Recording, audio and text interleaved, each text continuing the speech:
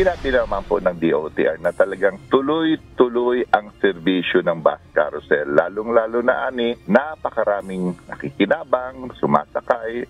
Muling kinalma ng Department of Transportation o DOTR ang mga nadismayang commuter sa balitang aalisin ang EDSA busway.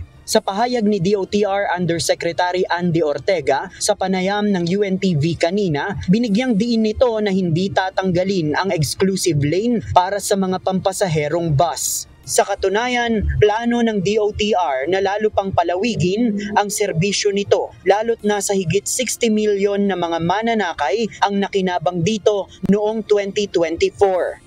Lalo pa naming palalakihin at dadamihan pa yung mga serbisyo ng bus carousel sa ating mamayan. So tuloy-tuloy po yun.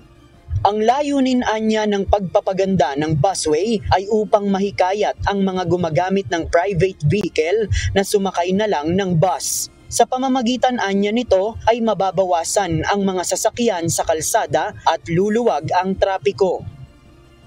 Kung ang mga busway driver naman ang tatanungin na dati na ring nagmamaneho sa buhol-buhol na traffic sa EDSA, ayaw na nilang bumalik sa dating sitwasyon dahil mas maginhawa na ngayon na merong designated lane sa EDSA para lamang sa kanila.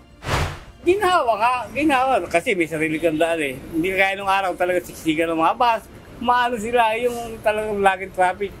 Yung wala pang busway, sobrang traffic po siya. Kasi lahat ng kahit mga private magkakasama na. Tapos yung busway ngayon, mas maganda kasi may sariling daan yung mga bus. Kaya madaling makakapasok yung mga nagtatrabaho. Kasi dati na halos late sa trabaho.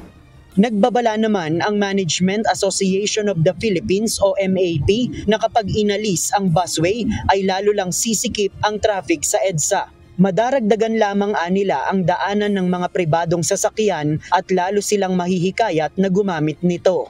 Hindi rin nila nakaayon ito sa National Transport Policy noong 2017 na dapat bigyang prioridad ang public transportation. Sa halip nila, dapat palakasin ng gobyerno ang paggamit ng mga mabuhay lanes bilang alternatibong ruta. JP Nunez, UNTV, News and Rescue.